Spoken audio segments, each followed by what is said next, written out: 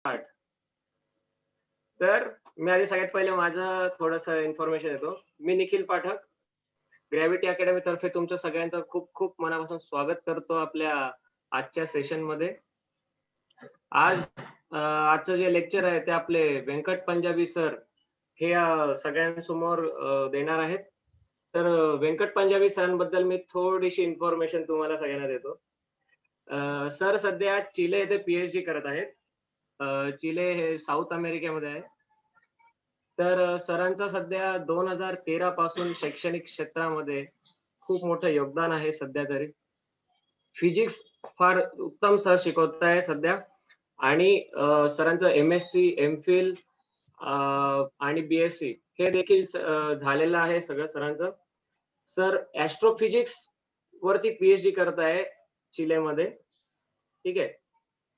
तर आज मी सरांना माझ्या म्हणजे मी सध्या त्यांना खूप विनवणी केली, की "सर तुम्ही प्लीज आमच्या चाळीसगावमध्ये तुमचं एक व्याख्यान तुम्ही जरूर ठेवा सर." मग सरांनी एक्सेप्ट केलं आणि सर आज आपल्यासमोर आपलं त्यांचं लेक्चर देणार आहे ॲस्ट्रॉनॉमीवरती. तर प्लीज सगळ्यांनी कोऑपरेट करायचं आहे आणि त्याच्यानंतर सरांचं एक क्वेशन आन्सर सेशन्स पण असणार आहे, की ज्याच्यानंतर तुम्ही तुमचे जे काही डाउट्स असतील ते सरांना विचारणार. ठीक है. Hello sir. आप स्टार्ट कर सकते हो sir. Good morning everyone. Thank you Nikhil, धन्यवाद. सो आज हम एक यूनिवर्स में एक राइड लेंगे. तो हमको देखना है आज के यूनिवर्स में कौन कौन से ऑब्जेक्ट्स है, क्या क्या है. नॉर्मली एस्ट्रोनॉमी ये एक सब्जेक्ट ऐसा है कि जो रियल लाइफ से बहुत कम लोग कनेक्ट कर पाते हैं और हमको बहुत ज़्यादा इंफॉर्मेशन नहीं है इसका. सो लेट्स सी कि क्या क्या है यूनिवर्स में and what we can see. तो स्टार्ट विथ सबसे नियर हमारा खुद का सोलर सिस्टम है. आप सबको पता होगा कि हमारे सूर्यमंडल में हमारा पैरेंट, सबका पैरेंट सन, उसके बाद मीडियम साइज दिस सन, ये मीडियम साइज का है. मीडियम साइज है मतलब इससे बहुत बड़े बड़े स्टार्स भी है यूनिवर्स में. ये मिडल एज है. मिडल एज मतलब जैसे इंसानों का एक एज होता है, बचपन होता है, फिर वी ग्रो अप, फिर हम बूढ़े होते हैं, फिर हम मर जाते हैं. तो सिमिलरली किसी भी एक स्टार का भी एक लाइफ साइकिल होता है. तो हमारा जो सन है, हमारा जो नियरेस्ट स्टार है सन, वो एक मिडल एज स्टार है. तो अभी वो यंग स्टेज में है बेसिकली. देन हमारे सोलर सिस्टम में हमें पता है 8 प्लैनेट्स है. पहले 9 होते थे, बट अभी प्लूटो डेफिनेशन में फिट नहीं बैठता, इसलिए प्लूटो को प्लैनेट की कैटेगरी से निकाल दिया है. तो वी हैव हमारे पास 8 प्लैनेट्स है. एंड देन हर एक प्लैनेट का उसका खुद का मून भी है. हर एक का नहीं है, but most of the planets के खुद के सैटेलाइट्स हैं. जैसे अर्थ का मून है, वैसे मार्स का फोबोस एंड डीमोस 2 मून्स है. जुपिटर के 60 से ऊपर है, 65 है अराउंड. देन हमारे सोलर सिस्टम में प्लैनेट्स और स्टार को छोड़ के भी बहुत अलग अलग टाइप के ऑब्जेक्ट्स है. जैसे एस्ट्रॉइड. एस्ट्रॉइड मतलब पत्थर के बड़े बड़े टुकड़े जिनका कोई शेप नहीं है. तो इनका साइज होता है अराउंड 200-300 किलोमीटर का. बड़े बड़े टुकड़े हैं ये. Then we have comets. Comet मतलब बेसिकली गैस का एक गोला है जो सॉलिड हो गया है बेसिकली. जैसे आप पानी को अगर डीप फ्रिज में रखोगे तो इट बिकम्स आइस, वो उसका बर्फ बन जाता है. वैसे गैस भी अगर बहुत कम टेम्परेचर पे होगा तो गैस भी आइस जैसा बन जाता है बेसिकली. तो उसको हम लोग बोलते हैं कॉमेट्स. तो हमारे सोलर सिस्टम में कॉमेट्स भी है. देन ये सारे ऑब्जेक्ट्स आप नेकेड आई से देख सकते हो. सारे मतलब आप सारे के सारे प्लैनेट्स नहीं देख सकते, but Jupiter, Saturn, Mars, Venus ये आप अर्थ से देख सकते हो. कॉमेट्स आप देख सकते हो. तो आज से अराउंड 5 करोड़ साल पहले हमारा सोलर सिस्टम, हमारा सूर्यमंडल मतलब सिर्फ एक गैस का एक गोला था. तो जो कुछ भी अभी बना है सोलर सिस्टम में, प्लैनेट होंगे, एस्ट्रॉइड होंगे, कॉमेट्स होंगे जिसको आप धूमकेतु बोलते हो, ये सारे के सारे एक ही गैस से बने हुए हैं. तो पहले सिर्फ हाइड्रोजन था. हर जगह पे सेम अमाउंट में हाइड्रोजन था. फिर एक जगह पे हाइड्रोजन हाइड्रोजन पास में आया तो ग्रेविटी हुई तो वो, क्योंकि पता है आपको कि ग्रेविटी क्या करता है, ग्रेविटी चीजों को अट्रैक्ट करता है। तो एक जगह पे हाइड्रोजन हाइड्रोजन पास में आए तो वो हाइड्रोजन हाइड्रोजन ने मिलके बाकी आसपास की ग्रेविटी को भी अट्रैक्ट करना शुरू किया। तो ऐसा करते करते हमारा सन बना, प्लैनेट्स बने, जो कुछ भी हमारे सूर्यमंडल में है, सोलर सिस्टम में है, जो कुछ भी आप देख सकते हो, ये सब एक ही गैस से बना हुआ है। तो ये मैंने एक फिगर में दिखाया है। तो पहले ए फिगर आप देखोगे तो सिर्फ हाइड्रोजन गैस था। उसके बाद जैसे मैंने आपको बताया कि एक जगह पे बहुत हाइड्रोजन हाइड्रोजन आइटम साथ में लग गए, मतलब वहां पे मास बढ़ गया। मास बढ़ने की वजह से क्या होता है कि हाइड्रोजन एक जगह पे गिरने लगता है, उसको बोलते हैं कॉन्ट्रैक्शन। तो बेसिकली बीच में सोलर सिस्टम के उस गैस के बिल्कुल बीच में सन का फॉर्मेशन हुआ। हमारा जो तारा है सन, उसका फॉर्मेशन चालू हो गया, और उसके आजू बाजू में जो अभी कम गैस बचा है वहां पे प्लैनेट्स बनना चालू हुए। तो ये प्रोसेस जो है ये लगभग लगभग 4.6 बिलियन ईयर्स पुराना है। तो इस गैस के गोले से आज हम लोग हमारे सोलर सिस्टम को जब देखते हैं तो हमें दिखता है सन, फिर एम्प्टी स्पेस है, फिर मर्क्यूरी है, फिर कुछ नहीं है, फिर वीनस है, फिर एम्प्टी स्पेस है, फिर अर्थ है, फिर मार्स है, and so on so fourth.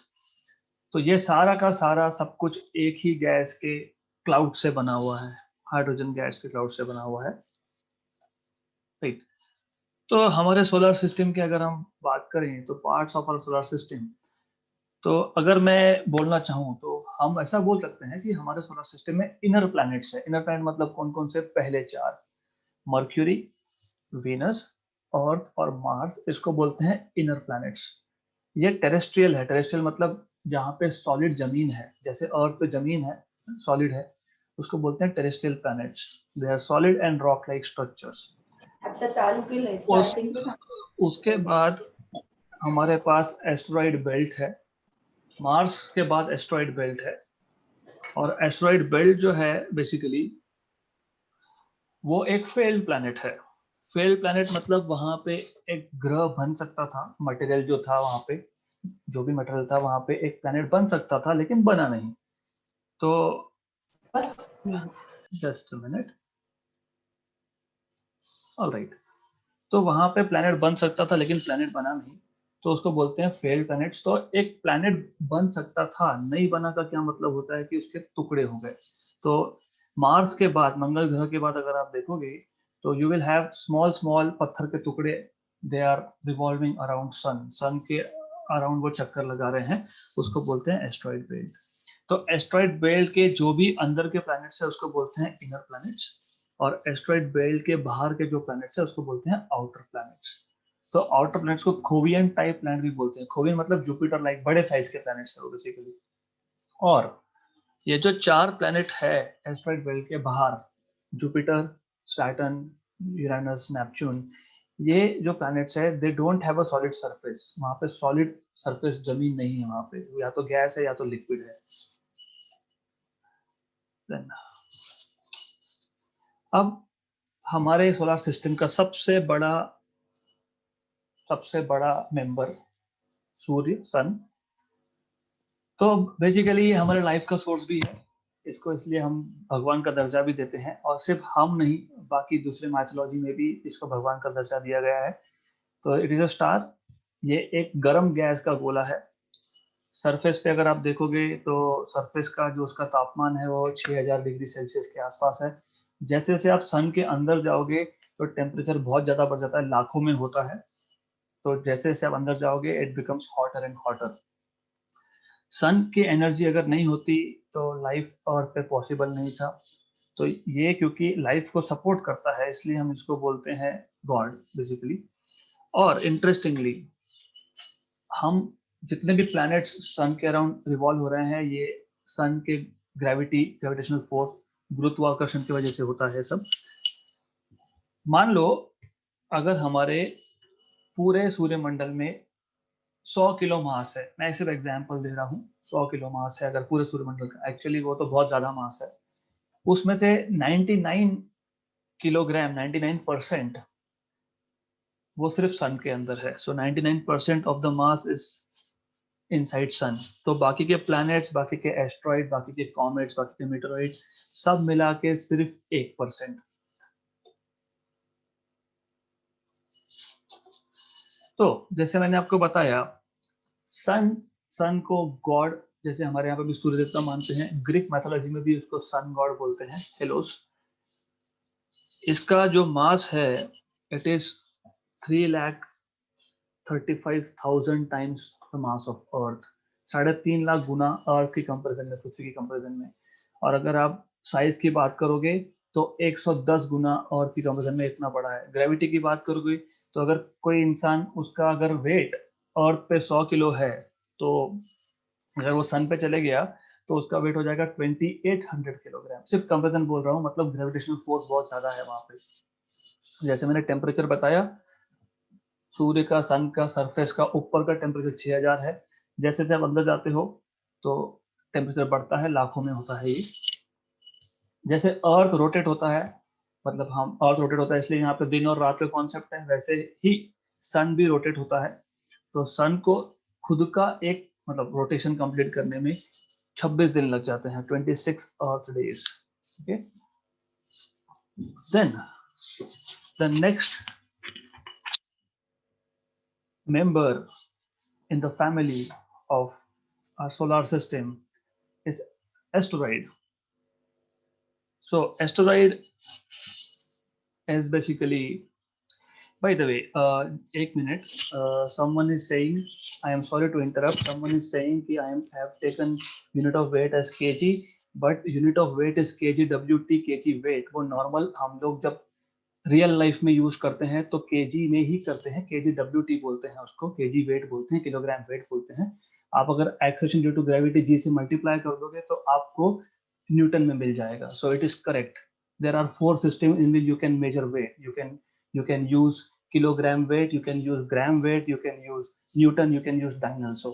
तो if there are some questions please ask me after the session.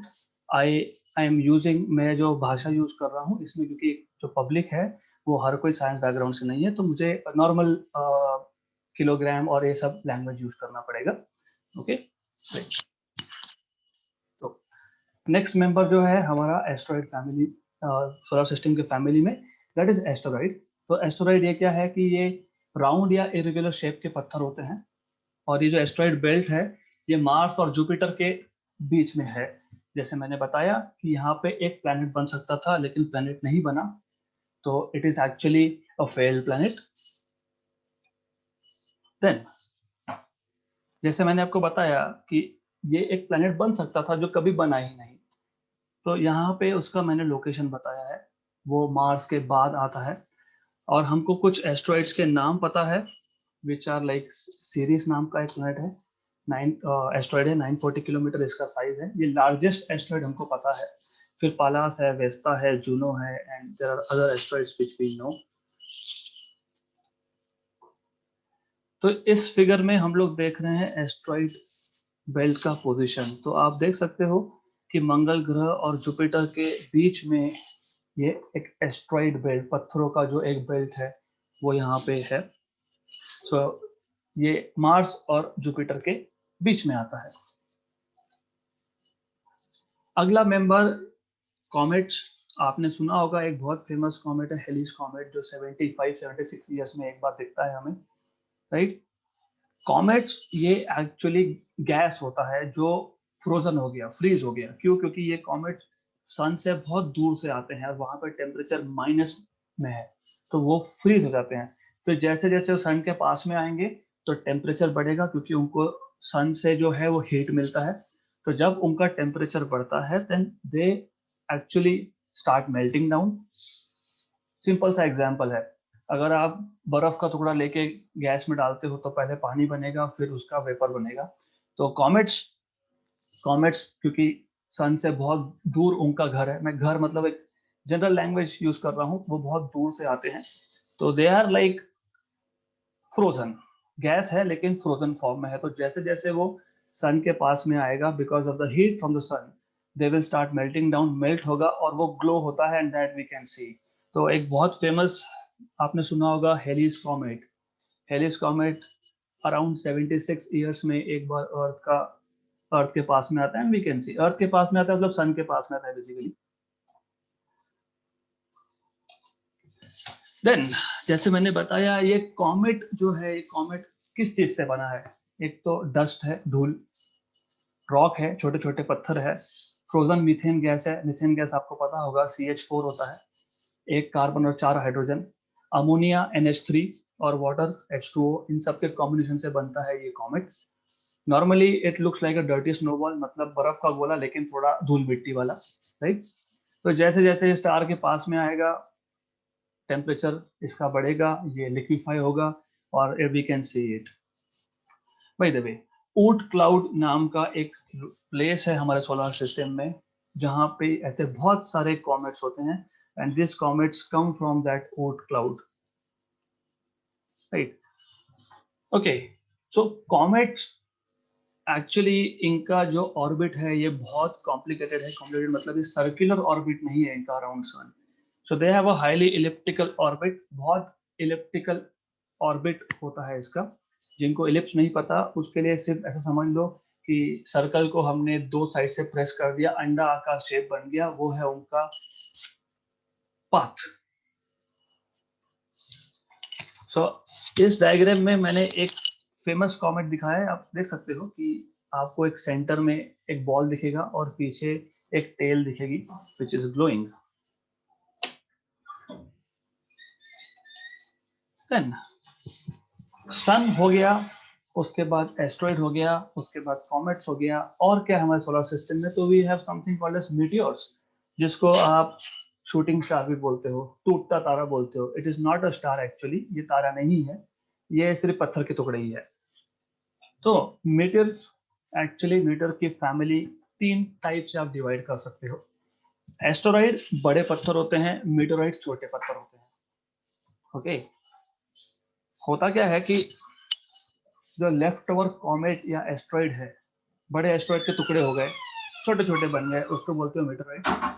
Meteorite को भी 2 टाइप में डिवाइड किया जाता है, एक मीटियोर, एक मीटियोराइट। मीटियोर मतलब क्या होता है? फॉर एग्जाम्पल हमारे पास एक बहुत छोटा सा पत्थर का टुकड़ा है जो स्पेस से आ रहा है। स्पेस से आएगा तो वो अर्थ के अंदर जब आएगा तो अर्थ का एटमॉस्फेयर है, तो अर्थ के एटमॉस्फेयर में जब आता है वो इट सफर्स फ्रिक्शन, वहां पे घर्षण होगा, घर्षण की वजह से वो गर्म होगा, वो मेल्ट हो जाएगा और अर्थ तक आते आते वो पूरा ही जल गया, खत्म। तो इसलिए आपको वो शूटिंग स्टार बोलते हैं ना हम लोग, गिरता हुआ तारा इसलिए दिखता है वो, क्योंकि अर्थ की, हमारे पृथ्वी के सरफेस तक वो आ ही नहीं पाता, वो पूरा ही जल जाता है बिकॉज ऑफ फ्रिक्शन।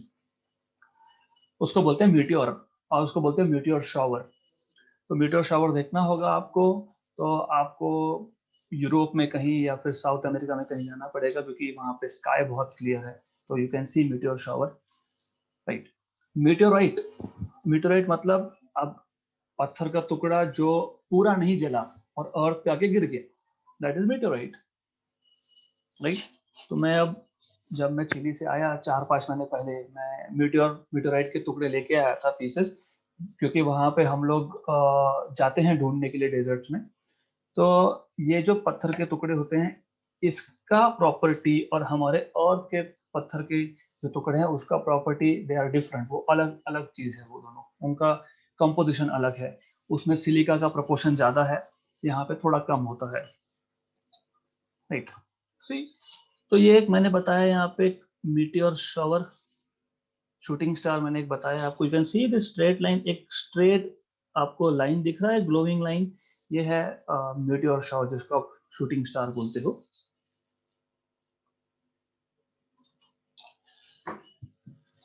ओके, तो हमारे पास अभी एक प्रिजर्व किया हुआ सबसे बड़ा टुकड़ा पत्थर का स्पेस से आया हुआ, वो नामीबिया अफ्रीका में है, लार्जेस्ट मीटोराइट टू हिट अर्थ। बहुत बहुत टाइम पहले ये अर्थ पे आया था, आई डोंट नो कितना पहले आया था। इसको प्रिजर्व किया है, सो it is like tourist place now, लोग जाते हैं देखने के लिए। देन एस्ट्रॉइड हो गया, मीटोराइट्स हो गए, मीटियोर्स हो गया, सन के बारे में हमने बात कर ली, कॉमेट्स के बारे में बात कर ली। और हम खुद को भूल गए, क्योंकि हम तो खुद प्लैनेट पे रहते हैं। तो सोलर सिस्टम का दूसरा सबसे important member they are planets. और प्लैनेट को हम दो कैटेगरी में डिवाइड करते हैं। एक है टेरेस्ट्रियल प्लैनेट, मतलब अर्थ लाइक। अर्थ लाइक बोलने का मतलब ये नहीं है कि यहाँ पे लाइफ होगा, क्योंकि बहुत सारे मिसकॉन्सेप्शन है। मार्स पे लाइफ था, है। तो अर्थ लाइक बोलने का मतलब ये है कि वहां पे जमीन जो है वो कड़क है, solid solid you have their, right. तो वहां ऑन दिस फोर प्लैनेट कौन कौन से चार? अर्थ, Venus, Mercury, Mars. These are like rock, solid surface है। इनको बोलते हैं inner planets। और जो बाहर के planets है, they don't have a solid surface, उसको बोलते हैं outer planet या Jovian planet या Jupiter like planet। That is Jovian, that is not Jovian, that is Jovian planets। तो चार planets बाहर, चार planets अंदर। अंदर के planets rocky type, rock, solid surface, और बाहर के planets पे या तो गैस है या फिर you have liquid।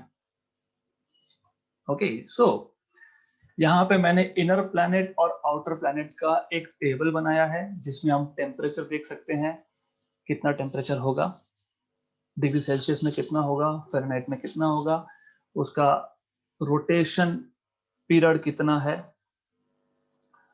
Length of the day कितना है, मतलब उसका रिवोल्यूशन पीरियड कितना है सूरज के अराउंड, उसके मून्स कितने हैं। तो डेटा थोड़ा सा इनकंसिस्टेंट हो सकता है, कम ज़्यादा हो सकता है।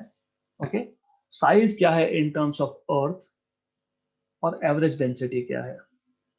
तो सबसे पहला प्लैनेट जो है मर्क्यूरी, इसका सरफेस टेम्परेचर -173 से 427 डिग्री तक है। अब लोग बोलते हैं कि ये तो सबसे पास में है, तो फिर इसका -173 कैसे हुआ? करेक्ट, सबसे पास में है, इसका -173 नाइट साइड का टेम्परेचर है। जैसे अर्थ पे रात होती है, थोड़ा ठंडा होता है, अर्थ पे थोड़ा ही ठंडा होता है, लेकिन उस प्लैनेट पे बहुत ज्यादा ठंडा हो जाता है। क्यों? क्योंकि उसका एटमॉस्फेयर नहीं है। आपको शायद पता होगा कि जो भी हीट हम लोग सन से रिसीव करते हैं, वो हीट, अभी जैसे यहाँ पे सुबह है, तो इसका मतलब ये नहीं है कि वो हीट अमेरिका के side, on the other side of the globe नहीं जा रहा है, ऐसा नहीं है। तो अर्थ का एटमॉस्फेयर क्या करता है? हीट रिसीव करता है, और फिर उस हीट को वो सर्कुलेट करता है, मतलब पिछले साइड पे भी हीट भेजता है बेसिकली। ये इट इज बिकॉज एटमॉस्फेयर है हमारे पास, इसलिए। मर्क्यूरी सबसे पास में है। सबसे पास में मतलब टेम्परेचर बहुत ज्यादा है। टेम्परेचर बहुत ज्यादा है मतलब वहां पे एटमॉस्फेयर रह नहीं सकता। एटमॉस्फेयर नहीं रह सकता मतलब जो साइड सन को फेस कर रहा है वो बहुत ज्यादा गर्म होगा, 427 डिग्री, इतना ज्यादा गर्म। और जो सन को फेस नहीं कर रहा है वो होगा बहुत ठंडा, -173 degree Celsius. Length of the day, mercury का एक दिन मतलब अर्थ के अराउंड 58 डेज होता है। लेंथ ऑफ ईयर, मर्क्यूरी सन के अराउंड एक चक्कर अराउंड 88 डेज में कंप्लीट करता है। कोई मून नहीं है। अब ये भी एक क्वेश्चन पूछते हैं कि मून क्यों नहीं है? मून इसलिए नहीं है क्योंकि मैंने आपको बताया था कि पहले तो एक गैस का गोला ही था, सब कुछ हाइड्रोजन था, फिर बीच में सन बना, सन ने ही सब कुछ खा लिया, तो मून मर्क्यूरी के लिए क्या बचेगा? तो वहां पे गैस कम था। गैस कम था मतलब वहां पे सिर्फ एक छोटा प्लेनेट बनने की पॉसिबिलिटी थी। तो वहां पे सैटेलाइट मतलब मून बन नहीं सकता, क्योंकि मटेरियल ही नहीं है। बिना मटेरियल के कैसे बनेगा कुछ? साइज की बात करोगे तो it is very small compare to earth, 0.05 times. दूसरा है वीनस। वीनस का टेम्परेचर जो होता है अराउंड 450 डिग्री सेल्सियस है, दोनों साइड पे, डे साइड और नाइट साइड पे भी। ऐसा क्यों? क्योंकि वीनस का जो एटमॉस्फेयर है वो बहुत थिक है, अर्थ से भी बहुत थिक है। तो क्या होता है कि हीट एक बार वीनस में गया तो वीनस का जो एटमॉस्फेयर, जो गैसेस है, वो हीट को ट्रैप कर लेता है। ट्रैप करना मतलब वो हीट को पकड़ के रखता है खुद के पास और सर्कुलेट करता है। डे साइड पे और नाइट साइड पे, दोनों साइड पे टेम्परेचर जो होता है वो मेंटेन होता है वहां पे। ओके, और उसका एक दिन 243 डेज, मतलब हमारा एक दिन 24 आवर्स, उसका एक दिन 243 डेज, इतना स्लो रोटेट होता है वो। और एक साल मतलब 225 दिन। फिर अर्थ के बारे में ज्यादा कुछ बताने की जरूरत है नहीं, क्योंकि ये हमारा मदर अर्थ है, ये हमारा खुद का प्लैनेट है, हम खुद इस पे रहते हैं। तो हमको पता है 24 आवर्स का एक दिन होता है, 365 दिन का एक साल होता है। यहाँ का टेम्परेचर हमको पता है। -80 से लेके तो 57-58 डिग्रीज तक जाता है मैक्सिमम। सो हमको इसके बारे में इंफॉर्मेशन ऑलरेडी है। देन मार्स को लेके बहुत ज़्यादा ही एक्साइटमेंट है यहाँ पे। तो पीपल से कि मार्स पे लाइफ होगा, I don't really think so. There are many factors, आप जब पढ़ोगे उसके बारे में तो समझेगा। बट एनीवेज, मार्स का टेम्परेचर 143 माइनस से 35 डिग्री तक जाता है प्लस। हमारा एक दिन और मार्स का एक दिन लगभग सेम है, 24.5 आवर्स एक दिन होता है मार्स पे, और उसका एक साल लगभग डबल है, मतलब 2 साल में वो एक चक्कर काटेगा सन के। उसके 2 मून्स है, फोबोस एंड डीमोस। जैसे हमारा एक मून है, उसके 2 सैटेलाइट्स है, Phobos and Deimos, right. Then outer planet, Mars के बाद एस्टेरॉइड बेल्ट, उसके बाद आउटर प्लैनेट। आउटर प्लैनेट मतलब जुपिटर पहला। जुपिटर, अगर सन को फादर बोलते हो तो जुपिटर को मदर बोला जाता है, क्योंकि Jupiter is actually second largest object in our solar system. हमारे सूर्यमंडल में वो सूर्य के बाद जुपिटर है। ओके।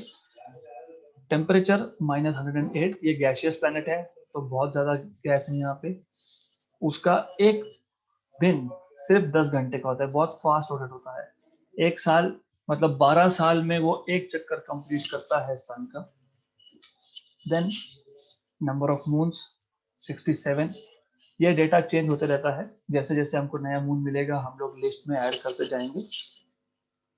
फिर सैटर्न आया। सैटर्न भी गैसियस प्लैनेट है। सैटर्न का एक दिन मतलब अर्थ के 10.5 घंटे। सैटर्न का एक साल मतलब अर्थ के 28.5 साल। 28.5 साल में सैटर्न एक चक्कर कंप्लीट करेगा। और सैटर्न को अगर आप देखोगे नाइट स्काई में तो ब्यूटीफुल रिंग्स आपको दिखते हैं। ओके। 150 मून्स है इसमें। Then you have Uranus. Uranus का एक दिन मतलब बेसिकली हमारे यहाँ पे 17 घंटे के आसपास, तो रोटेशन फास्ट होता है उसका। लेकिन यूरेनस सन के अराउंड एक चक्कर 84 ईयर्स में कंप्लीट करता है। 84 मतलब हम तो इतना जीते भी नहीं है, right. So for example Saturn की बात करोगे तो लगभग जब मैं पैदा हुआ था 30 ईयर्स पहले, जब मेरा बर्थ हुआ होगा 31 ईयर्स पहले, तब से लेके आज तक सैटर्न ने एक ही चक्कर कंप्लीट किया, यूरेनस ने नहीं किया अभी तक। तो ह्यूमन एज के हिसाब से बेसिकली हम वी विल बी बॉर्न और हम मर भी जाएंगे तब तक सैटर्न का, यूरेनस का और नेपच्यून का एक चक्कर भी कंप्लीट नहीं होगा around sun. Okay. Neptune last in the list. Again it takes 165 साल में एक चक्कर कंप्लीट करता है। उसके 14 मून्स है, 14 moons, and it takes around 16 hours to rotate around itself. 16 घंटे का दिन होता है वहां पे। दिन मतलब I am not saying light, दिन और रात मिला के एक डे की बात कर रहा हूं मैं। देन अगर आप साइज वाइज कंपेयर करोगे, साइज वाइज प्लेस करोगे प्लैनेट्स को, तो उस केस में सबसे छोटा मर्क्यूरी, फिर मार्स, फिर वीनस, फिर अर्थ, फिर Neptune, Uranus and so on so fourth, right. और जैसे आपने देखा हमारे सोलर सिस्टम में क्या होता है, सबसे छोटा प्लैनेट सबसे पास में है, मर्क्यूरी है, फिर Venus and so on so fourth. ये तो हम अपने सूर्यमंडल की बात कर रहे थे अब तक। तो हम अब तक सिर्फ अपने नेबरिंग में, हमारे आजू बाजू क्या क्या है हम उसकी बात कर रहे थे। बट हम अगर दूसरे स्टार्स के अराउंड, हमारा सन भी तो एक स्टार है, उसके अराउंड अगर प्लैनेट हो सकते हैं, हमारे सन के अराउंड 8 प्लैनेट हैं, तो दूसरे स्टार्स के अराउंड भी प्लैनेट हो सकते हैं। उसको बोलते हो आप एक्सोप्लैनेट। सो एक्सोप्लैनेट मतलब क्या? एक्सोप्लैनेट मतलब प्लैनेट्स जो बाकी स्टार्स के अराउंड होंगे, उसको एक्स्ट्रा सोलर प्लैनेट्स भी बोला जाता है। They are called as extra solar planets, exoplanets. By the way, हम जब नाइट स्काई में देखते हैं तो व्हाट डू वी सी? हमको दिखता है star, we see stars, right.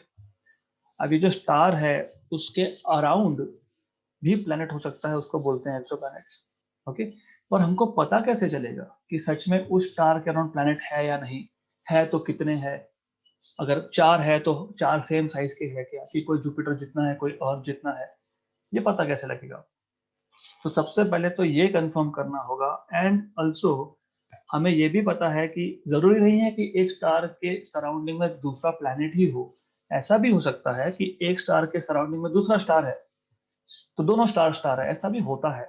और बाय द वे 65% जो स्टार इस यूनिवर्स में एग्जिस्ट करते हैं, 65% is a big number, but बहुत बड़ा नंबर है ये। वो बाइनरी सिस्टम है, मतलब दोनों स्टार है, प्लैनेट नहीं है, दोनों स्टार है। प्लैनेट हो सकते हैं, हमको अभी तक पता नहीं, लेकिन दोनों स्टार है बेसिकली। ओके, तो हमको पता कैसे लगता है, हमको पता ऐसे लगता है दो चीजों से।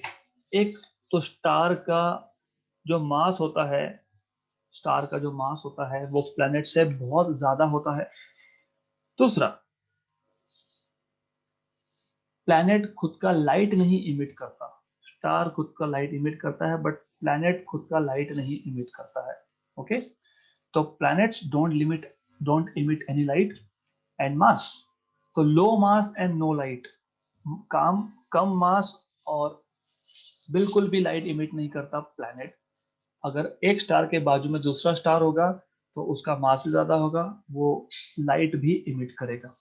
तो हम मास और लाइट मेजर करके बता सकते हैं कि ये इस स्टार के अराउंड प्लैनेट है या इस स्टार के अराउंड दूसरा स्टार है। और दिस इज वेयर मेरा रिसर्च भी इसी के ऊपर है बेसिकली। तो ये एक फिगर आपको समझाएगा अच्छे से कि हो क्या रहा है। आप पहले अच्छे से देख लो, ये मैंने एक स्टार लिया है और उसके अराउंड एक प्लैनेट है, और आप नीचे एक डायग्राम देख रहे हो। ये डायग्राम जो है ये ब्राइटनेस वर्सेस टाइम, मतलब देखो क्या होता है ना कि एक स्टार से लाइट आ रहा है, मैं लाइट मेजर कर रहा हूँ, हम लाइट मेजर कर रहे हैं। जैसे ही उस स्टार के आगे एक प्लैनेट आ गया तो वो लाइट को ब्लॉक कर देगा, मतलब उस स्टार का ब्राइटनेस कम हो जाएगा। ओके, और जैसे ही वो प्लैनेट क्रॉस कर गया तो ब्राइटनेस वापस बढ़ जाएगा। तो इस डायग्राम में आप देख पा रहे हो नीचे, जैसे ही प्लैनेट ने एंटर किया, बाय द वे जब प्लैनेट एंटर करता है तो उसको बोलते हैं पॉइंट ऑफ इंग्रेस, इनग्रेस, अंदर जा रहा है वो। जैसे प्लैनेट ने एग्जिट किया उसको बोलते हैं पॉइंट ऑफ इग्रेस, राइट। तो ब्राइटनेस कम हो जाता है। देखो इनडायरेक्ट मेजरमेंट है ये, ऐसा क्यों? अभी मुझे अगर पता करना है दूसरे स्टार के अराउंड प्लैनेट है कि नहीं, हम जा नहीं सकते वहां पे, we don't have any technology to go that far, जा नहीं सकते। हमको अर्थ पे बैठ के बताना है, तो जो टेलीस्कोप हम यूज करते हैं वो यही काम करते हैं बेसिकली। वो क्या, लाइट मेजर करते हैं, फिर देखते हैं अरे लाइट कम हो रहा है, कम हो रहा है मतलब उसके आगे कोई प्लैनेट आ गया होगा, इसलिए वो लाइट ब्लॉक कर रहा है। फिर प्लैनेट जब पास हो जाएगा तो वापस से लाइट मिल जाएगा। ओके, तो दिस इज हाउ, ऐसा ये एक तरीका है, इसको बोलते हैं ट्रांजिट मेथड। आपने सुना होगा रिसेंटली वीनस ट्रांजिट भी हुआ था, हमारे सन के बाद मर्क्यूरी, मर्क्यूरी के बाद वीनस, फिर अर्थ। तो जब अर्थ और सन के बीच में वीनस आया तो ऐसे ही वीनस थोड़ा सा लाइट ब्लॉक कर देता है, उसको बोलते हैं वीनस ट्रांजिट। तो ये ट्रांजिट मेथड है। तो अगर हमको दूसरे स्टार्स के अराउंड प्लैनेट्स फाइंड करने हैं तो ये एक मेथड है उसमें से। अगर 2 प्लैनेट हुए तो 3 प्लैनेट हुए तो 4 हुए तो फिर भी ऐसा ही कुछ मिलेगा, लेकिन अब ग्राफ थोड़ा कॉम्प्लिकेटेड हो जाएगा।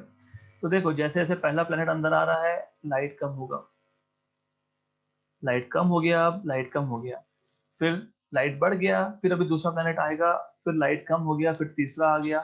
तो ऐसा लाइट वो लॉक करते जाता है, तो ब्राइटनेस कम होगा। और हम इस ग्राफ से ब्राइटनेस लाइट वर्सेस टाइम से बता सकते हैं कि वहां पे एक प्लैनेट है, 2 है, 3 है, 4 है। तो वी कैन से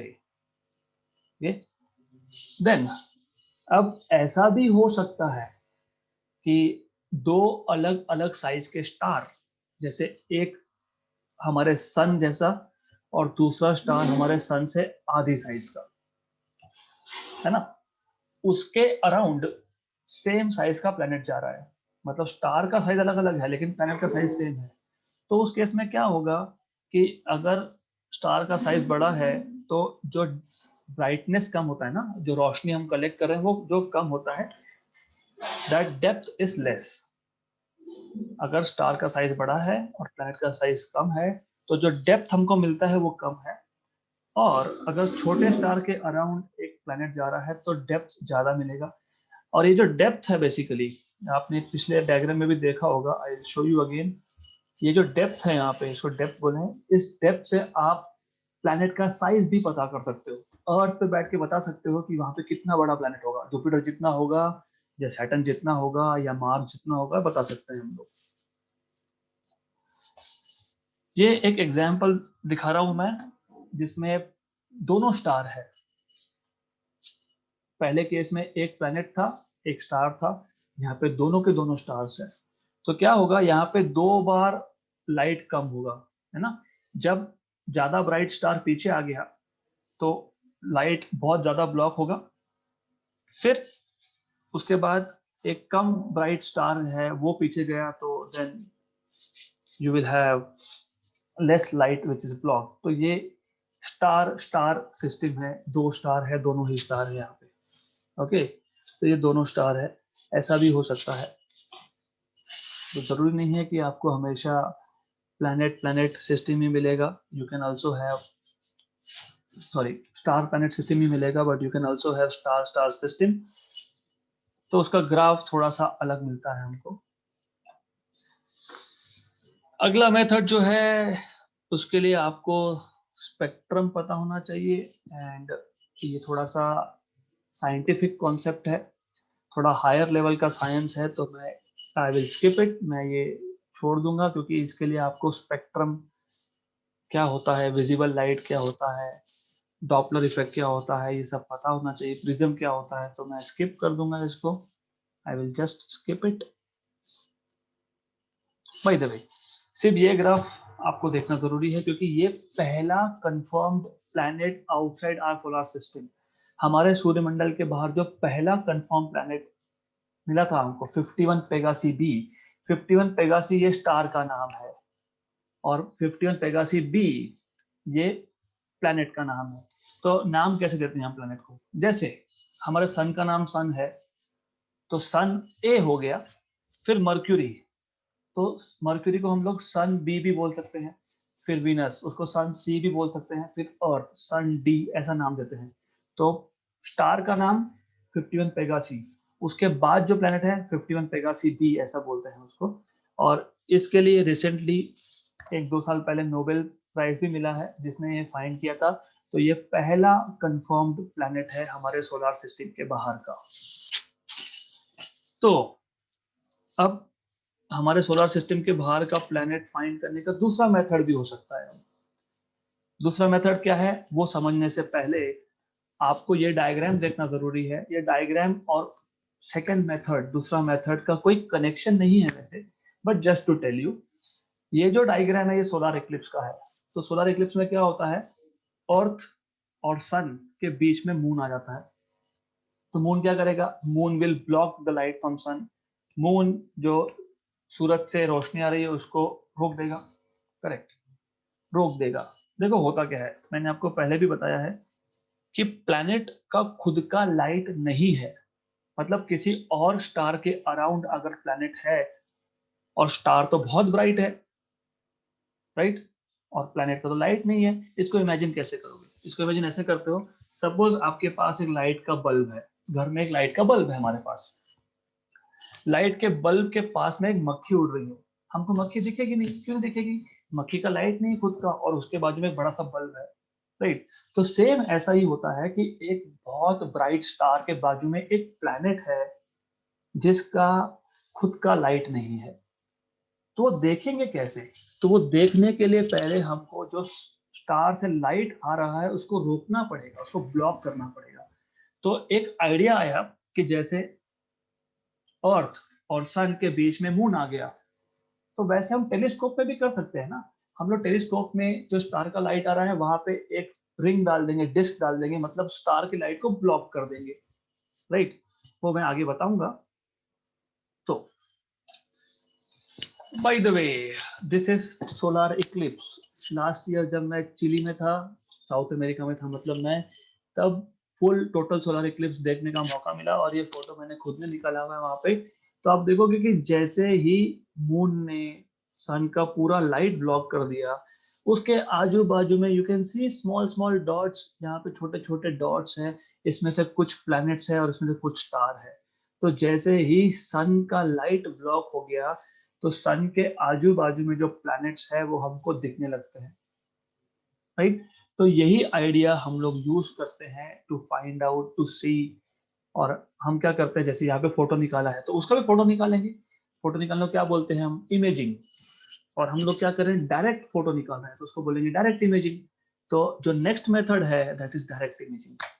तो ये एक सिस्टम है, इस सिस्टम का नाम है, मतलब सिस्टम मतलब स्टार और प्लैनेट मिला के सबका नाम है HR8799। तो ये जो प्लानिटरी सिस्टम में आप देख रहे हो, बीच में मैंने एक येलो डॉट दिखाया है। येलो डॉट का मतलब ये है कि यहाँ पे स्टार है, हमने उसका लाइट को ब्लॉक करके रखा है, हम उसका लाइट आने नहीं दे रहे। जैसे हमने स्टार के लाइट को ब्लॉक किया तो हमको क्या दिख रहा है, उसके आजू बाजू में ये 4 डॉट दिख रहे होंगे आपको। ये जो 4 डॉट दिख रहे हैं आपको, ब्लू डॉट्स, ये जो डॉट्स है ये प्लैनेट्स है, राइट। इसको बोलते हैं डायरेक्ट इमेजिंग, मतलब हमने डायरेक्ट फोटो निकाला है। किसका फोटो निकाला है, किसका इमेज किया है, प्लैनेट्स का किया है।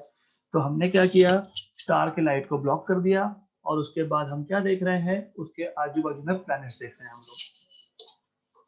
वेल, हमारे सोलर सिस्टम मतलब हमारे सूरज के आजू बाजू जो भी प्लैनेट्स है उसका साइज कैसा है, मर्क्यूरी छोटा, फिर वीनस, फिर अर्थ, फिर मार्स।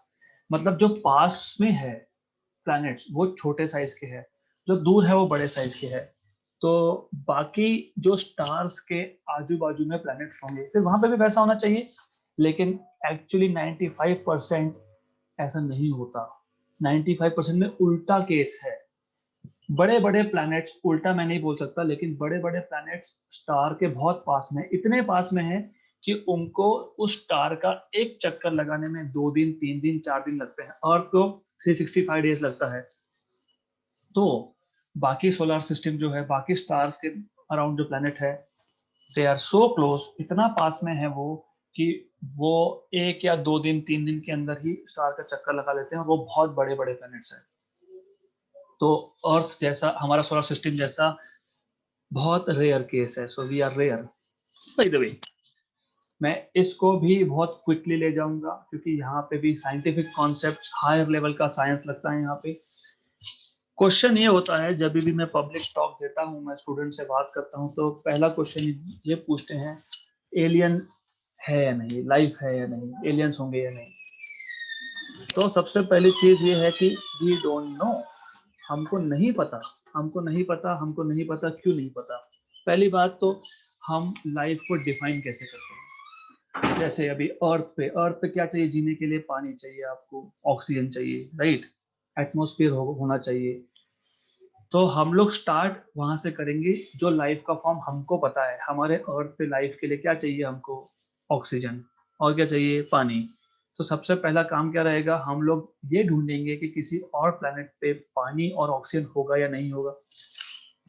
ढूंढोगे कैसे, आप जा नहीं सकते वहां पे, वी कैन नॉट गो। पहले तो पता ही नहीं प्लेनेट है कि नहीं वहां पे, फिर पता लग गया प्लेनेट है, फिर ये पता नहीं कि वो प्लेनेट बहुत पास में है कि बहुत दूर है, चलो वो भी पता लग गया। जाओगे कैसे, you don't have high speed spaceship to go there, आप नहीं जा सकते। फिर पता कैसे लगता है, पता ऐसे लगता है जैसे हमारे अर्थ के एटमॉस्फेयर में ऑक्सीजन है, ओके, तो ऑक्सीजन भी है, वाटर मॉलिक्यूल्स भी है, नाइट्रोजन भी है। तो जब मैं लाइट लाइट मैं उस गैस के ऊपर डालता हूँ तो वो जो गैस है बेसिकली वो कुछ अमाउंट ऑफ लाइट एब्जॉर्ब कर लेता है, उसको बोलते हैं एब्जॉर्प्शन स्पेक्ट्रम। तो हम लोग अगर अर्थ का देखेंगे तो अर्थ में ऑक्सीजन, हाइड्रो, वाटर मॉलिक्यूल, ये सब हम ढूंढ सकते हैं with the help of some complicated instrument. हम क्या करेंगे, लाइट पास करेंगे, फिर देखेंगे अरे हमने ये सारी लाइट पास की थी, उसमें से इतना ही मिला, बाकी एब्जॉर्ब हो गया। एब्जॉर्ब हो गया मतलब वो ऑक्सीजन ने ले लिया, वो हाइड्रोजन ने ले लिया, वो वाटर ने ले लिया, राइट। तो ऐसे ही हम बाकी प्लैनेट से जो लाइट आ रहा है वो देख के बता सकते हैं कि वहां पे ऑक्सीजन होगा कि नहीं होगा। उसको बोलते हैं स्पेक्ट्रल एनालिसिस। बहुत कॉम्प्लिकेटेड है, हायर लेवल फिजिक्स है, बट बिकॉज निखिल ने मुझे बोला की थोडाफार आपण एलियन्स बद्दल बोला, म्हणून इट इज क्वाइट कॉम्प्लिकेटेड, आपण काही बोलू शकत नाही, लाइफ है या नहीं है, at this stage we can not say anything, हम कुछ नहीं बोल सकते, हम सिर्फ ये बता सकते हैं कि उस प्लेनेट पे ऑक्सीजन होगा या नहीं होगा, उस प्लेनेट पे वाटर होगा या नहीं होगा, वो भी बहुत डिफिकल्ट होता है निकालना। तो यहाँ पे आप देख रहे हो होता क्या है कि एक स्टार है, स्टार के बाजू में एक प्लेनेट है, वो प्लेनेट से जितना लाइट आ रहा है, देखो स्टार से लाइट जाएगा प्लेनेट पे, प्लेनेट कुछ लाइट रख देगा, बाकी को छोड़ देगा, ट्रांसमिशन उसको बोलते हैं ट्रांसमिशन, लाइट फ्रॉम स्टार, थोड़ा सा लाइट प्लेनेट रख लेगा, बाकी छोड़ देगा, तो उसको बोलते हैं ट्रांसमिशन, ट्रांसमिटेड लाइट। तो हम लोग वो ट्रांसमिटेड लाइट का स्टडी करते हैं टेलीस्कोप के थ्रू अर्थ पे बैठ के, फिर बोलते हैं अरे यहाँ पे हो सकता है पानी, यहाँ पे नहीं हो सकता है पानी, so this is how we can say. Okay, ये सिर्फ इतना बताता है ये डायग्राम कि पानी होने के लिए, मतलब लाइफ होने के लिए एक प्लेनेट को उसके स्टार से ना बहुत दूर ना बहुत पास में होना चाहिए, it has to be, planet को एक पर्टिकुलर डिस्टेंस में होना चाहिए, क्योंकि बहुत पास में जाएगा तो बहुत गर्म हो जाएगा, पानी उबल गया, गया सब कुछ, बहुत दूर गया तो फ्रीज हो जाएगा, मतलब माइनस में टेम्परेचर चले जाएगा, तो लाइफ तो सपोर्ट नहीं हो पाता है वहां पे, इसको बोलते हैं हैबिटेबल जोन। ये जो ग्रीन कलर का आप पट्टा देख रहे हो, अगर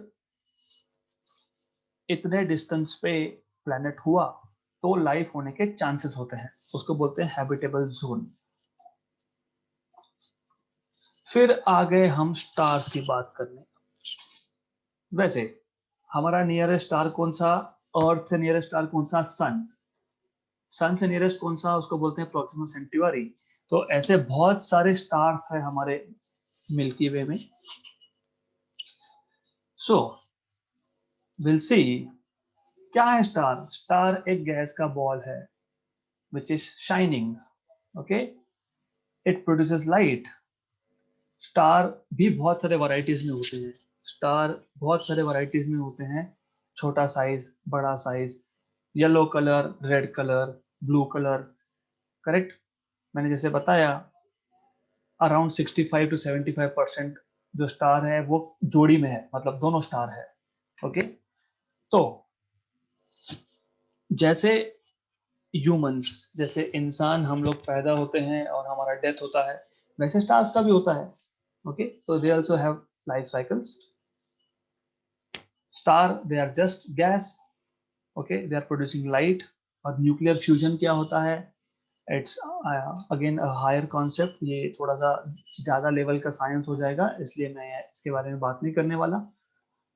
देन स्टार के कैरेक्टरिस्टिक प्रॉपर्टी, अलग अलग साइज, अलग अलग मास, अलग अलग डेंसिटी, अलग अलग टेम्परेचर, अलग अलग कंपोजिशन भी। किसी स्टार में सिर्फ हाइड्रोजन भी मिलेगा, किसी स्टार में हाइड्रोजन हीलियम मिलेगा, किसी स्टार में, वैसे by the way any star has hydrogen and helium, okay. So hydrogen, helium, higher elements भी हो सकते हैं उसमें, तो stars can have even oxygen also, stars can have even iron also. Luminosity मतलब एक्चुअल ब्राइटनेस ऑफ स्टार, क्योंकि मैं जब स्टार को देखता हूँ तो इतना दूर से लाइट आ रहा है, हाँ, तो फिर लाइट थोड़ा सा कम दिखता है हमको, पर एक्चुअल ब्राइटनेस मतलब एक्चुअली में कितना ब्राइट है उसको बोलते हैं लुमिनोसिटी। तो जैसे मैंने बताया stars are made up of hydrogen, helium mostly, लेकिन उसमें हेवियर एलिमेंट भी होते हैं। हेवियर एलिमेंट मतलब उसमें ऑक्सीजन, कार्बन, नाइट्रोजन सब हो सकता है basically. So this is a diagram which shows energy कैसे जनरेट होता है फ्यूजन से। I will skip this. Colour and temperature, ये इंपॉर्टेंट है, क्यों, क्योंकि रात में मैं हमारे सिटीज की बात नहीं कर रहा, आपको एक रिमोट जगह पे जाना पड़ेगा जहाँ पे एक्सटर्नल या फिर बोल सकते हो लाइट पोल्यूशन नहीं है, बड़े बड़े लाइट के खंभे नहीं है, इंसानों के घर नहीं है, ज्यादा लाइट नहीं है। अगर ऐसी जगह पे आप जाओगे तो आप एक्चुअली देख सकते हो कि स्टार का कलर भी आपको अलग अलग दिखेगा। तो some stars will have red colour, किसका ऑरेंज होगा, किसका येलो होगा, किसका वाइट होगा, किसका ब्लू होगा। तो आप सिर्फ कलर देख के बता सकते हो कि ये स्टार कितना टेम्परेचर है इस स्टार का। ब्लू स्टार दिख रहा है 10,000 डिग्री सेल्सियस, येलो दिख रहा है, येलो का हमारा स्टार खुद का स्टार सन भी है 6,000 डिग्री सेल्सियस, रेड दिख रहा है 4,500। तो सिर्फ कलर देख के बता सकते हो आप कि अरे ये स्टार का टेम्परेचर बहुत ज्यादा है, ये स्टार बहुत हॉट स्टार है। तो हम एस्ट्रोफिजिक्स वाले क्या करते हैं, हम लोग याद रखने के लिए इसका एक अच्छा सा कुछ बना लेते हैं। जैसे सबसे पहले ओ टाइप स्टार, जो भी ब्लू कलर का स्टार दिखेगा वो या तो ओ होगा या बी होगा या ए होगा। तो ब्लू स्टार दिखा मतलब ये ओ या बी या ए है, मतलब इसका टेम्परेचर 30,000 डिग्री से 80,000 डिग्री हो सकता है, 10,000 से लेके 30,000 हो सकता है, 7,500 से लेके तो 10,000 तक हो सकता है। बहुत हॉट है, मतलब ब्लू स्टार अगर दिखा तो बहुत गर्म स्टार है, और गर्म मतलब यंग भी है, जवान है, इट इज यंग, मतलब ये अपने भी बचपन में है बेसिकली, इट इज इनटू बचपन। जैसे हम बोलते हैं ना हमारा बचपन 15 साल के पहले का होता है, 0 से 15 साल तक, फिर मतलब 18 साल तक बेसिकली, फिर 18 से 40 तक हम बोलते हैं वी आर यंग, फिर 40 के बाद हम बोलते हैं कि हम बूढ़े होने लगे। तो वैसे स्टार का भी केस है। तो ब्लू मतलब फुल एनर्जी मतलब गर्म, बहुत ज्यादा गर्म है वो, और यंग है वो बेसिकली। फिर व्हाइट स्टार को हम बोलते हैं, व्हाइट कलर दिख रहा है, ये एफ टाइप का स्टार है, इसका टेम्परेचर होता है 6,000 से 7,500 तक, राइट। येलो दिखा मतलब ये यंग स्टार है, अब यंग जैसे हमारा खुद का स्टार सन, 6,000 5,000 से 6,000 डिग्री सेल्सियस तक उसका टेम्परेचर होता है। फिर येलो के बाद अगर रेड ऑरेंज देखा, थोड़ा सा ऑरेंज कलर है, तो 3,500 से 5,000 तक। बूढ़ा हो चला है अब 40, मतलब जैसे हमारे ह्यूमन के केस में बता रहा हूँ, 40 साल से 50 साल की एज, 60 साल तक की एज, उसको बूढ़ा होने लगे हम लोग, बूढ़े ढलान आ गया अब। रेड स्टार एडल्ट, एडल्ट बोलने से सीनियर सिटीजन बोल सकते हो, senior citizen, it is like मरने पे, अब इसके दिन आ गए, इट विल डाई। और उसका टेम्परेचर बहुत कम होता है, 2,000 से 3,500 डिग्री तक होता है। इसको याद कैसे रखते हैं हम लोग, ओ बी ए एफ जी के एन एम। तो इसको याद कैसे रखा जाता है, देयर आर 2-3 वेज हम लोग इसको बना लेते हैं। जैसे एफ ग्रेड मतलब फेल, फेल हो गए तो मरने की इच्छा होती है, तो बोल देते हैं हम लोग, O boy an F grade kills me, O B A F K M, O boy an F grade kills me, या तो फिर O B A fine girl kiss me. This is how we people who do science, हम ऐसा याद रखते हैं उसको, भी कुछ ना कुछ तो करना पड़ेगा याद रखने के लिए, तो बना लेते हैं कुछ ना कुछ हम। देन भी स्टार से बड़ा क्या, स्टार से बड़ा गैलेक्सीज, बहुत सारे स्टार मिलके, कितने सारे, around 10 power 9, 10 to the power 9, 1,000 नहीं, 10,000 नहीं, 1,00,000 नहीं, 10,00,000 नहीं, 1 करोड़, 10 करोड़ से भी ज्यादा स्टार मिलके एक सिस्टम बनता है जिसको बोलते हो गैलेक्सीज। तो गैलेक्सी क्या है, it is a collection of millions और बिलियंस ऑफ स्टार। गैलेक्सी अलग अलग शेप में होता है, स्पाइरल हो सकता है, इलिप्टिकल हो सकता है, या तो फिर कोई शेप ही नहीं है, रैंडम शेप, इरेगुलर भी हो सकता है। हमारा खुद का जो सन है, वो जिस गैलेक्सी का मेंबर है उसको बोलते हैं हम लोग मिल्की वे, मिल्की वे गैलेक्सी बोलते हैं हम लोग उसको, राइट। आकाश गंगा हिंदी में बोला जाता है उसको, ओके। तो ये अलग अलग शेप की गैलेक्सी मैंने बताई है, इलिप्टिकल मतलब अंडा आकार, और एक रियल लाइफ एग्जांपल जो हमने जिसका फोटो लिया हुआ है, ईएसओ, यूरोपियन स्पेस ऑर्गेनाइजेशन, ईसो, ईसो एक स्पेस ऑर्गेनाइजेशन है जो इसमें रिसर्च करता है, उसने फोटो निकाला था। तो कैटलॉग बना देते हैं वो कि चलो ये ऑब्जेक्ट मिला, इसका एंट्री कर दो, तो उसका नाम है इस गैलेक्सी का 325G004। फिर स्पाइरल गैलेक्सी, स्पाइरल दिखता है, M101, एंड्रोमेडा, हमारी मिल्की वे से, हमारे आकाशगंगा से सबसे नियरेस्ट जो गैलेक्सी है दैट इज एंड्रोमेडा, वो भी एक स्पाइरल गैलेक्सी है, ओके। स्पाइरल है, इलिप्टिकल है, ये चेक करो आप अच्छे से समझेगा व्हाट इट इज। तो Andromeda is the nearest galaxy to us, actually हमारा खुद का Milky Way it is spiral, and Andromeda you have to check, question mark for you, देखो क्या है। फिर ऐसा भी हो सकता है कि कोई शेप ही नहीं है, तो NGC is basically new general catalogue 1569। ये एक एग्जाम्पल दिखाया है मैंने इरेगुलर शेप गैलेक्सी का, तो इस गैलेक्सी को कोई शेप नहीं है बेसिकली। अब देखो क्या था, हमने स्टार्ट कहाँ से किया था, हमने स्टार्ट किया था हमारे सोलर सिस्टम से। हमारे सोलर सिस्टम में क्या क्या है, प्लैनेट्स है, कॉमेट है, मेटेराइट्स है, एस्ट्रॉइड बेल्ट है। फिर हमने बोला कि हमारे सोलर सिस्टम के बाहर क्या है, बाकी स्टार है, स्टार के अराउंड प्लैनेट हो सकते हैं। फिर हमने बोला कि ये स्टार मिला के एक गैलेक्सी बनता है, मतलब हमारे स्टार से भी बड़ा एक गैलेक्सी है। अब गैलेक्सी से भी बड़ा क्या है फिर, उप्स, यहाँ पे आप जो हर एक पॉइंट देख रहे हो, हर एक पॉइंट, इस हर एक पॉइंट है गैलेक्सी। हर एक गैलेक्सी में करोड़ों तारे हैं। So there are a lot of stars in one galaxy, and here in this diagram जो जहां जहां से आपको लाइट आते हुए दिख रहा है वहां पे करोड़ों तारे हैं। सो हर एक point is a Galaxy and each point has millions और बिलियंस ऑफ स्टार्स। तो बहुत बड़ा है ये। बट वेट अ मिनट, इतना ही है क्या? नहीं। तो ये अभी तक का हमारे यूनिवर्स का इंफॉर्मेशन है हमारे पास। यहाँ पे हर एक पॉइंट में 3-3, 4-4, 5-5, 20-20, 100-100 तक गैलेक्सीज हैं। हर एक पॉइंट में, every point you see has 2-100 galaxy. तो इतना बड़ा यूनिवर्स है हमारा। अब बताओ इंसान कहाँ पे है, अर्थ कहाँ पे है, and where is our ego, nowhere. तो इतना बड़ा गैलेक्सी, इतना बड़ा यूनिवर्स है, और ये यूनिवर्स अब तक हमको पता है इतना, इससे बड़ा हो सकता है, राइट? तो इससे बड़ा हो सकता है, इसका मतलब बहुत कुछ जानना बाकी है, और आपको एक अपॉर्चुनिटी है कि आप यू कैन डू रिसर्च, आप इसके बारे में और पता कर सकते हो। Somewhere something incredible is waiting for you to be known. Thank you so much. Thanks for listening to me with patience. And I will stop here. Nikhil, Nina, please take over. मैंने unmute करने के लिए permission दे दी है यहाँ से।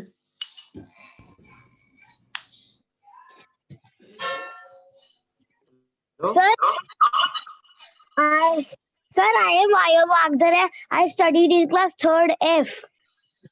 I have a question. Can I ask?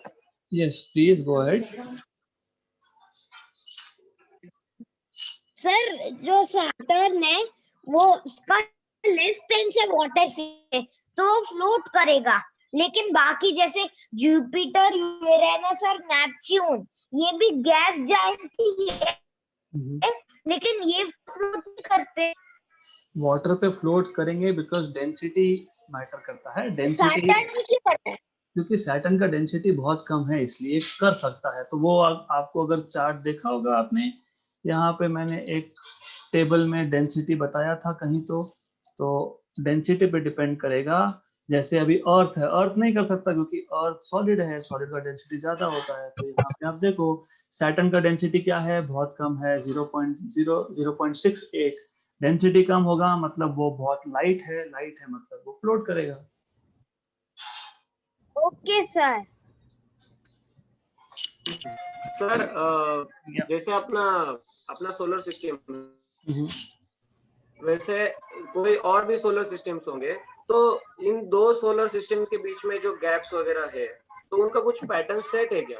मतलब अलग solar system इतने डिस्टेंस पे होंगे, इतने डिस्टेंस पे होंगे, बेसिकली सेट हो सकता है क्या? बेसिकली आप जब बोलते हो सोलर सिस्टम, मतलब सोलर सिस्टम कब होगा? स्टार के अराउंड ही प्लैनेट्स होंगे ना, स्टार के। Nikhil, can you please ask others to mute? मैं काम करता हूँ, I'll mute from here, थोड़ा डिस्टर्बेंस आ रहा है, so just a minute, yeah, give me a minute. Okay, right. तो it would be fine अगर आप चैट से पूछो तो बेटर रहेगा। तो जैसे आप बोल रहे हो सोलर सिस्टम कब होगा, जब स्टार के बाजू में ही प्लैनेट होगा ना, तो आप स्टार मतलब सोलर सिस्टम बोल सकते हो।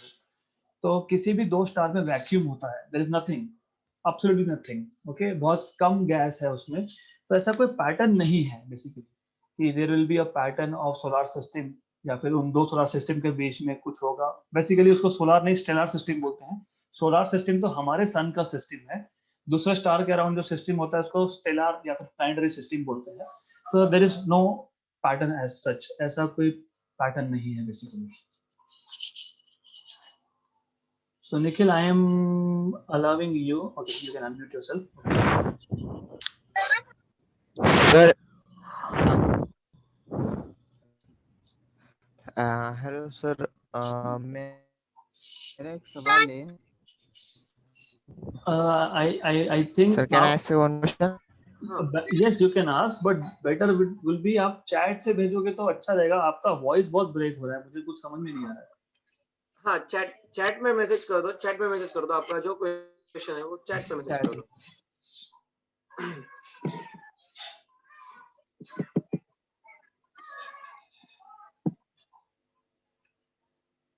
मार्स के दो मून कैसे दिखते हैं? जैसे हमारा एक मून दिखता है वो दो मून दिखते हैं, simple. So I can actually show you Phobos and Deimos. Just a minute, I'll change my screen. Let me just a minute, I'll share my other screen with you.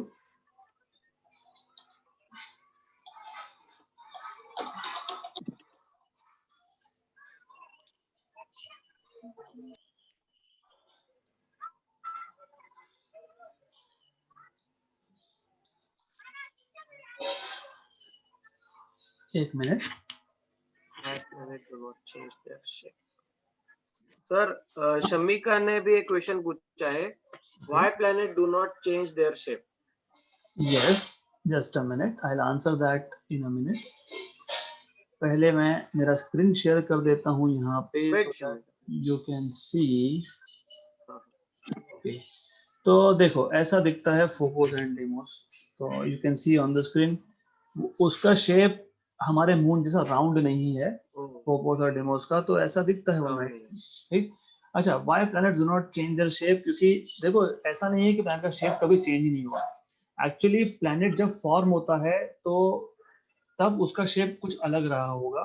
Planet form होने के बाद, पूरा process होने के बाद ही ये shape बना है। और ये शेप क्यों बना है? It is related to physics. Physics of what? Physics of fluids. Fluid मतलब आप जो फिजिक्स बैकग्राउंड से उनको पता होगा कि कोई भी लिक्विड या fluid it tries to have minimum potential energy. आपने सरफेस टेंशन पढ़ा होगा जो फिजिक्स बैकग्राउंड से है। फिर आप ऐसा भी बोल सकते हो कि जब ड्रॉप गिरता है तो स्फेरिकली क्यों बनता है? बिकॉज हर एक system minimum potential energy configuration achieve करने की कोशिश करता है। तो क्योंकि जब ये प्लैनेट्स बने थे तब वो हॉट रहे होंगे मतलब वो लिक्विड फॉर्म, फ्लूइड फॉर्म में रहे होंगे। तो फ्लूइड के लिए मिनिमम पोटेंशियल एनर्जी स्फीयर ही होता है, तो तब स्फीयर बना। बाद में with time basically they have gain this shape. तो इनिशियली बहुत इनिशियल स्टेज पे इसका शेप रैंडम ही रहा होगा बेसिकली, बट अब जो आप देख रहे हो ये फॉर्मेशन का स्टेज कंप्लीट हो चुका है, इसलिए आपको स्फेरिकल यस। और सर शेप, अगर प्लैनेट का जो शेप है उसके ऊपर कुछ ग्रेविटी का कुछ इफेक्ट होता है क्या? मतलब ग्रेविटी की वजह से कुछ उसका शेप चेंज होता है क्या? ग्रेविटी कितना इंपॉर्टेंट है उसका? ग्रेविटी बहुत इंपॉर्टेंस रखता है। डिपेंड्स किसकी ग्रेविटी की बात कर रहे हो आप। अगर सन की ग्रेविटी और अर्थ की ग्रेविटी की बात करो तो अर्थ का शेप स्फेरिकल नहीं है। यू शुड नो कि अर्थ इज इलिप्टिक, बोलते हैं इलिप्सॉइड बोलते हैं हम, अंडाकार शेप है अर्थ का। It is not completely a sphere. दूसरा, जब हम ग्रेविटी की बात करते हैं तो थोड़ा कॉम्प्लिकेटेड हो जाता है, क्योंकि अर्थ के अराउंड मून भी है, अर्थ के पास में जुपिटर भी है और उसके पास में सन भी है। तो ये जो शेप गेन किया है ये ओवरऑल सारे ग्रेविटेशनल फोर्सेस का रिजल्टेंट है, फाइनल शेप है ये बेसिकली। तो मैटर करता है, यस मैटर करता है। वो इलिप्सॉइड अंडाकार इसीलिए है बिकॉज ऑफ ग्रेविटी। इसको टाइडल फोर्सेस। और मतलब अगर सर, मतलब अगर कोई एक और सर अगर एक कोई एक्स्ट्रा प्लैनेट अगर अपने सोलर सिस्टम में ऐड होता है तो मतलब शेप चेंज हो सकता है क्या? उसके कुछ रिजल्टन पे कुछ इफेक्ट होगा क्या? नॉर्मली मोर और लेस स्फेरिकल होगा, मोर और लेस स्फेरिकल शेप ही होगा।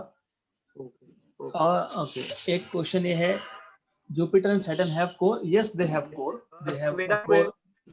सर जुपिटर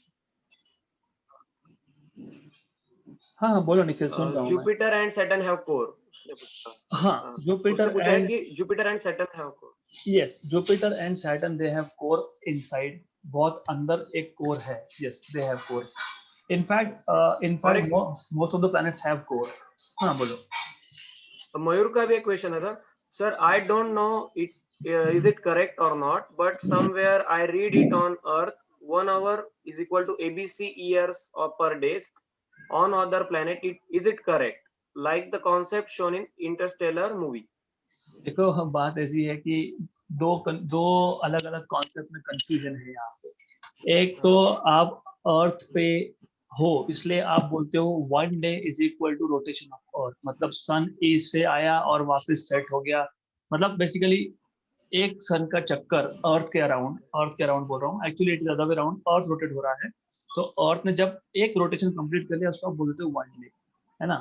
तो ऐसे जरूरी नहीं है ना कि हर एक प्लैनेट 24 आवर्स में एक रोटेशन कंप्लीट करे। मैंने वो भी एक इमेज से बताया था आपको, मैं शेयर करता हूँ वापस से स्क्रीन, तो यू विल सी। देखो यहाँ पे इस टेबल में आप देख रहे हो लेंथ ऑफ डे लिखा है मैंने। जैसे मर्क्यूरी है वो 58.7 डेज में एक रोटेशन कंप्लीट करता है, मतलब हमारे 58.7 डेज वहाँ का एक दिन होगा। तो वो डिपेंड करता है रोटेशन ऑफ प्लैनेट पे कि प्लैनेट कैसा रोटेट हो रहा है उसमें।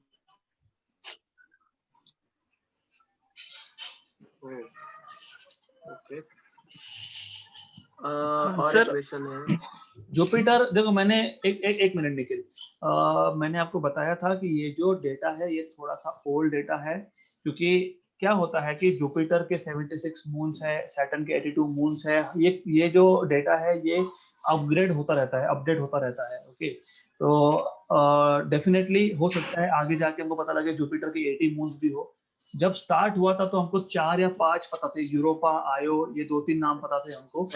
विद टाइम डेटा अपडेट होता रहेगा, हो सकता है हमको कल को 100 मून भी मिल जाए, क्वाइट पॉसिबल। तो डेटा ओल्ड है ये। हाँ, मैंने भी एक्चुअली सुना था 14 मून है, राइट। डेटा अपडेट होता रहता है वो, तो it is just some old slide that I have taken. हाँ ओके। और किसी को कोई डाऊट आहे? कोणाला काही प्रश्न विचारायचे असेल तर अजून एकदा सरांना विचारू शकता। आणि आजचं सेशन कसं वाटलं तुम्हाला, चॅट मध्ये सांगा। Hello sir. यस सर अभी मैंने सवाल पूछा कि जो टाइम के बारे में, मुझे वही आगे पूछना है कि जैसे अभी हमने डाटा शीट देखा तो उसमें मैक्सिमम वेनस पे अर्थ का 1 डे एंड 265 और 365 डेज अप्रोक्सीमेटली 243 डेज, राइट। हाँ, तो सर यानी मैक्सिमम अगर अर्थ पे 1 साल होगा तो वहां पे यही पूछना था। लगभग 1 दिन होता है। देखो कंसेप्ट मूवी पे दिखाया गया है, एक्चुअली यानी रियल हो सकता है क्या, या वो सिर्फ मूवी के लिए लिमिटेड है? नहीं, वो इंटरस्टेलर मूवी में जो आप रह नहीं सकता। नहीं, एक मिनट, आप जो इंटरस्टेलर मूवी की बात कर रहे हो उसमें जो कॉन्सेप्ट है वो ब्लैक होल के नजदीक की बात कर रहे थे, टाइम डायलेशन की बात हो रही थी, वो कॉन्सेप्ट ही अलग है। वो एक कॉन्सेप्ट जब कट हो रहा है। My signal is quite stable here. अभी आ रहा है आवाज अच्छे से? सर सर एक मिनट आपको इंटरप्ट कर रहा हूँ। गाइस, जो भी अभी आप जितने भी लोग देख रहे हैं, आप सब आपका नंबर आप प्लीज चैट बॉक्स में डाल दीजिए आपके नाम के साथ में, क्योंकि आगे जो अगला सेशन होगा सर का, वो भी आपको व्हाट्सएप पे मैं ग्रुप में ऐड कर दूंगा सबको। उसमें ऐड करने के बाद सर का अगले सेशन का जो नोटिफिकेशन होगा वहां पे आपको आ जाएगा। तो प्लीज आपका नंबर और नाम चैट बॉक्स में डाल दीजिए, जो भी आपका व्हाट्सएप का नंबर हो सब लोग डाल दीजिए। अभी 33 लोग हैं, तो 33 में से 33 का मुझे लगता है कि आना चाहिए। सर का इतना interesting Nikhil what you can also do is आप खुद का नंबर भी शेयर कर दो so that they can directly message you. हाँ, तो मैं एक्चुअली मेरा भी नंबर डाल देता हूँ।